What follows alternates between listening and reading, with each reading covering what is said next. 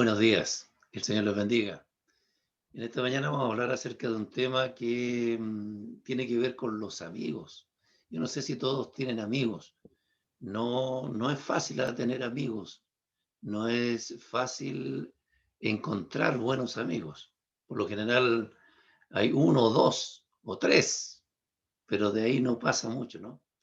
Hoy día vamos a hablar de los amigos de Job, pero vamos a comenzar con unos versículos que aparecen ahí en la palabra que están en Proverbios.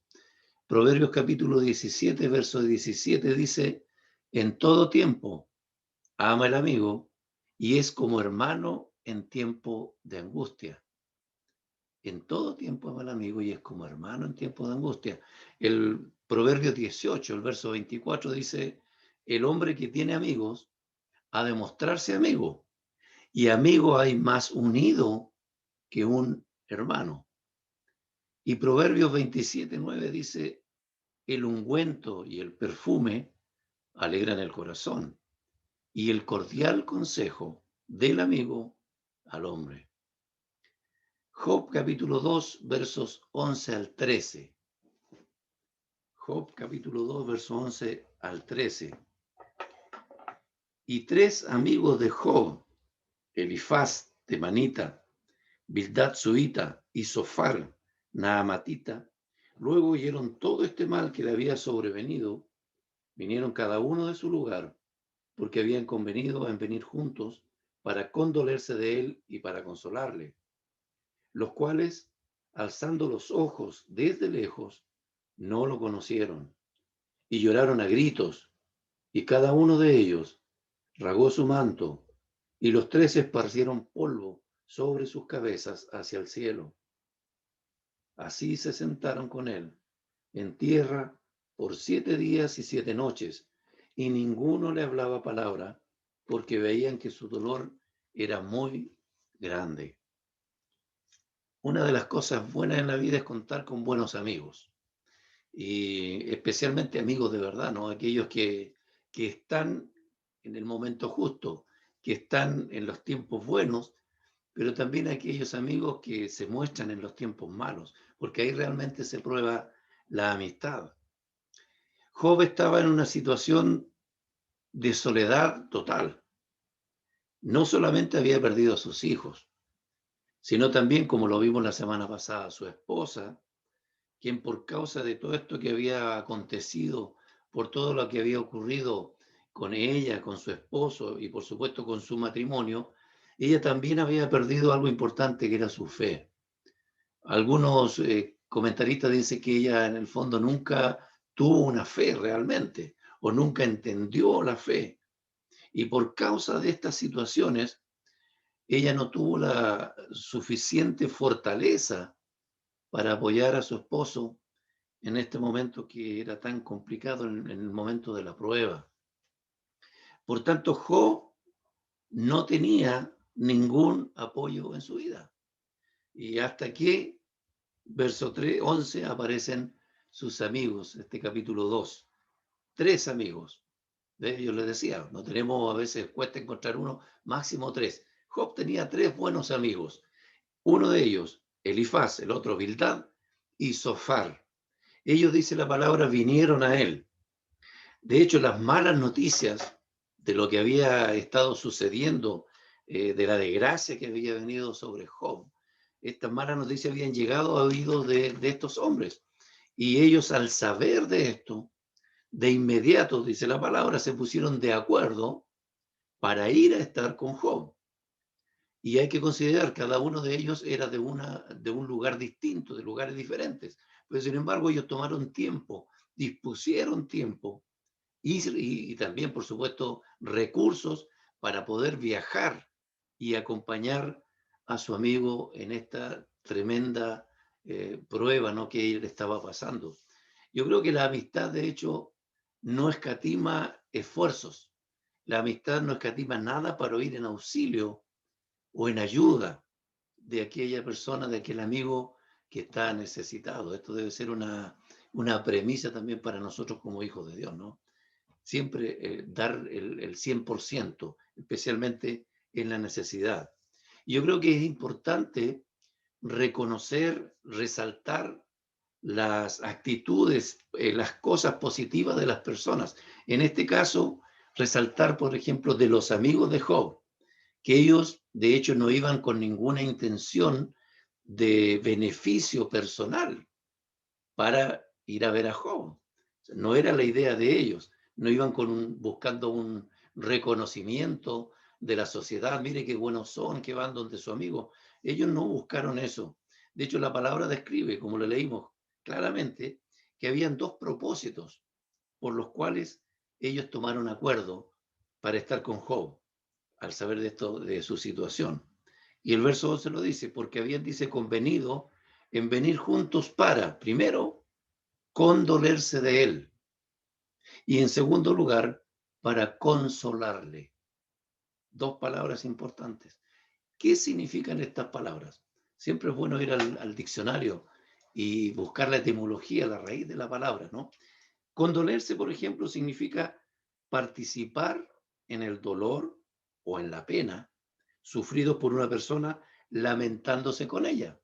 O sea, no solamente reconocer y entender su dolor, sino lamentarse con su dolor.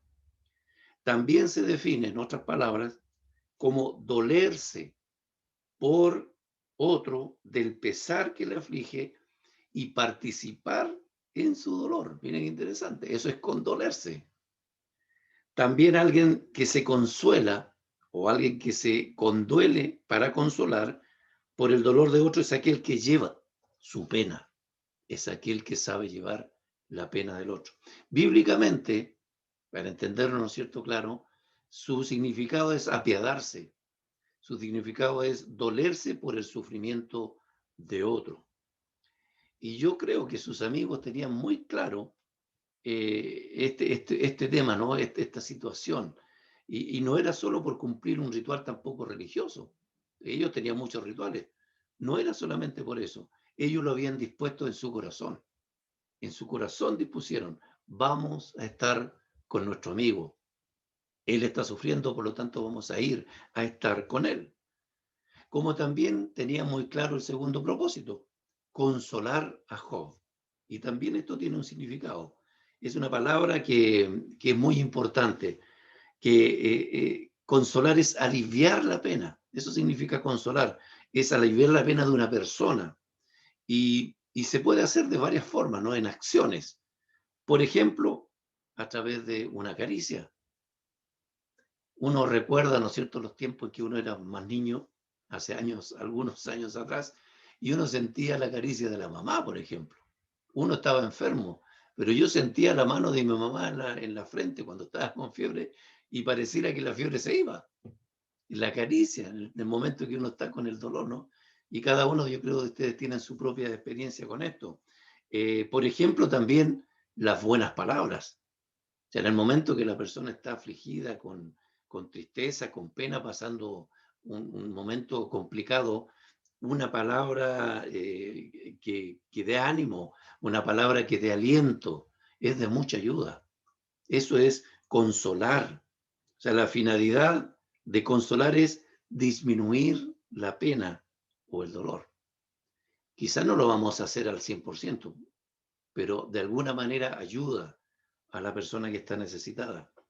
El concepto o significado de esta palabra es la acción justamente de tratar de aliviar, de tranquilizar, de alentar, de desahogar la pena o el sufrimiento o la aflicción o la desolación, en este caso, ¿no?, que está pasando Job. Esa era la idea de ellos, condolerse, estar con él en la pena, llevar la pena, pero además decirle palabras que le animen, que le alienten, que le levanten. Yo creo que cada uno de ustedes, muchas veces se han condolido con personas. Y muchas veces también, o cuántas veces tú has tenido que consolar a alguna persona en algún momento. Y lo interesante y lo importante es qué has sentido después. ¿Qué has sentido después en tu corazón? Después que has podido hacer esto. Consolar, de hecho, también es como mejorar el ánimo, el estado anímico de la persona. Y qué mejor, digo yo, ¿no? Cuanto más cuando nosotros lo podemos hacer con la palabra de Dios? ¿Cuánto más?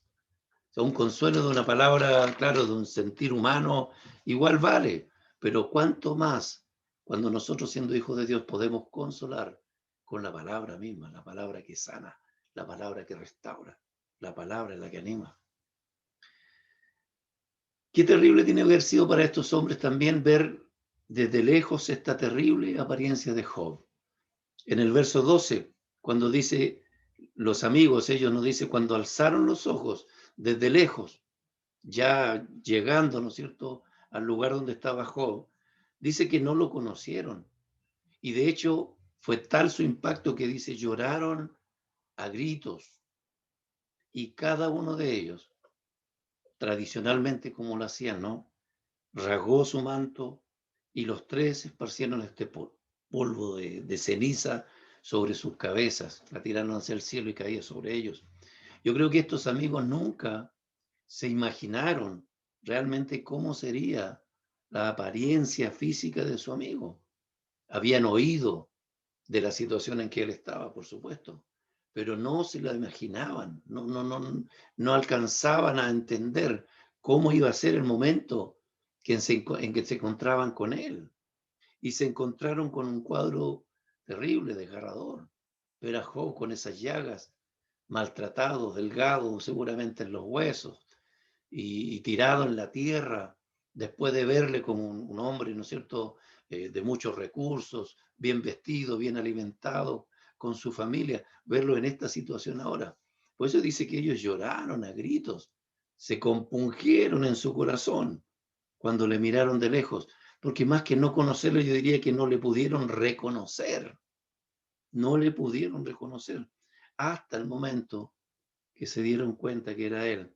Y ahí es cuando rompen en llanto, en amargura, en su corazón, que ni aún su esposa, miren, eso es interesante, ¿eh?, ni aún su esposa tuvo este sentimiento de llorar por su esposo, porque en el momento que vio a su esposo en esta situación, ella le recrimina, pero ellos no, dice que ellos lloraron en amargura, a gritos, y ahí vieron la situación real de lo que habían oído. Ellos habían comenzado en este momento ya a condolerse, a asimilar el dolor de su amigo. Mirar de lejos como para llevarlo a la práctica, ¿no? Mirar de lejos el dolor no es igual que estar en medio del dolor o en el dolor de la otra persona. Yo no digo con esto que estemos buscando el sufrimiento, ¿no? Pero sí yo creo que es importante saber colocarnos en el lugar del que sufre. Tratar al máximo, ¿no?, en nuestro esfuerzo, tratar de entender el dolor o la necesidad. Y al hacer esto es interesante porque cuando hacemos esto, nuestra acción en amor va a ser mucho más efectiva en la práctica. Si no lo vemos así, ¿no? Cuando nosotros estudiamos el Evangelio de Marcos, que lo estamos haciendo, nosotros vemos a un Jesús, a un Señor que ve la necesidad de la gente y cuando ve la necesidad, dice, tiene compasión, se pone en el lugar de ellos y les cubre su necesidad. Cuando tenían hambre, dice, y él les dio de comer. Les vio cansados, les dijo, recuéstense. Y él cubría sus necesidades. O sea, el Señor se ponía, se colocaba en el lugar de las personas y su necesidad y aplicaba en acción su amor, que es lo que tenemos que hacer nosotros. Aplicar el amor en acciones. Los amigos de Job, dice la palabra, que rasgaron su manto y se echaron cenizas sobre su cabeza. O sea, lo que hacen ellos es asumir la misma actitud que tuvo Job en su dolor de hacer esto, por su humillación y por su dolor, también lo hicieron ellos. Se humillaron y se dolieron junto a Job en la misma actitud. Pero no era llegar y acercarse a Job, no era llegar y acercarse a su amigo y decirle, palmearle la espalda, estamos contigo, o darle muchas palabras de ánimo porque en ese momento Job no estaba en condiciones de recibir todo esto. ¿Qué es lo que hicieron ellos? Y fue sabio, ¿eh?, de parte de ellos, un tiempo de guardar silencio. Miren lo que dice el verso 13. Así se sentaron, dice, con él en tierra por 7 días y 7 noches, y ninguno le hablaba palabra, porque veían, porque entendían que su dolor era muy, demasiado grande. Se colocaron a su lado sin hablar. El primer propósito por el cual estaban con él ya lo estaban cumpliendo. Estaban condolidos, estaban condoliendo, estaban siendo parte del dolor de su amigo.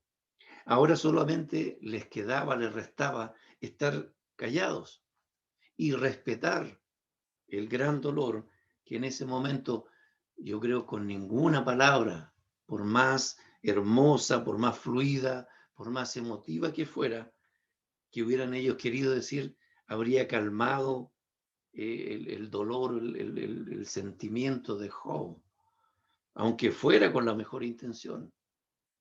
Yo creo que tendrían que esperar, y eso es lo que hicieron. Eso es lo que hicieron, solamente tenían que esperar. El propósito de consolar aún no se podía hacer. O sea, consolar a Job en este momento no era lo más adecuado, con palabras, ni con palmoteo, ni con caricias. ¿Y qué palabra podrían dar si en el fondo es eso? ¿Qué palabra podrían decir? ¿Podían una caricia en ese momento disminuir la pena? Yo creo que no. Yo creo que no. No era fácil, de hecho, no era sencilla la tarea que ellos se habían propuesto al llegar delante de su amigo, pero ya estaban ahí.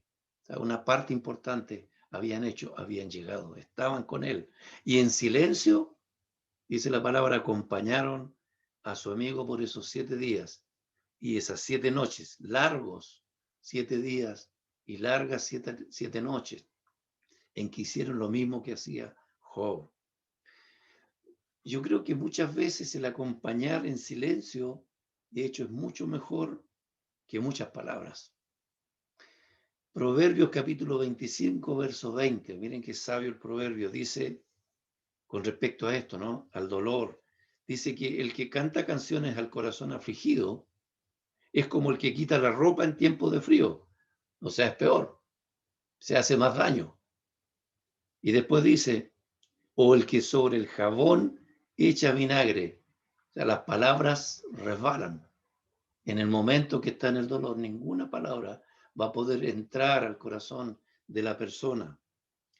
Yo no sé si alguna persona en medio de su dolor sea capaz de asimilar una palabra de ánimo, pero yo sí sé que la presencia de las personas que más amamos como familia o amigos en una situación de pena, de tristeza o de pérdida, te anima mucho más solamente con el hecho de saber que están ahí. Y yo creo que todos hemos vivido esa situación, ¿no? Cuando hemos perdido a nuestros seres queridos, hemos tenido que estar en el funeral y todo eso que es un momento triste. El hecho de ver las personas, por lo menos a mí me ha pasado, ¿no? El hecho de ver las personas que tú estimas y ver personas que a lo mejor tú no pensaste que iban a estar contigo ahí en tu dolor, están ahí. Quizás no te dijeron nada, quizás ni siquiera te alcanzaron a abrazar, pero el hecho de verles ahí a uno le anima, se te anima el corazón, aunque no digan nada. Importante. Yo creo que Job apreció de alguna manera en ese momento la presencia de sus amigos en su corazón. Tampoco dijo nada. De hecho, ellos estaban todos callados en ese momento, en esos 7 días y en esas 7 noches. Y hay que entender, ¿no? Porque quizás cuántas ideas, cuántos pensamientos estaban ahí todavía dando vuelta en la mente de este hombre, pero el hecho es que sus amigos estaban allí, físicamente. Era un apoyo importante para él. Ya que no tuvo el apoyo, perdió a su familia, perdió a su esposa, entonces el apoyo de sus amigos era importante. Por eso la palabra dice que en todo tiempo ama al amigo y es como un hermano.